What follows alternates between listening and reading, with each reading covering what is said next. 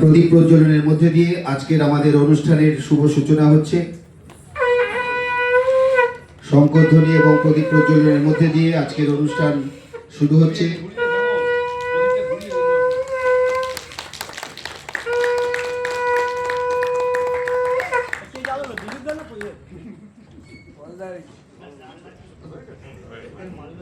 এবারে আমরা প্রতিকৃতিতে পুষ্পার্ঘ নিবেদন করব এবং মাল্য প্রদান করে শ্রদ্ধা নিবেদন করব। আমি প্রথমেই আমাদের প্রাক্তন অধিকর্তা ডক্টর অয়নেন্দ্রনাথ বাসুকে বলবো মাল্যদান করবার জন্য।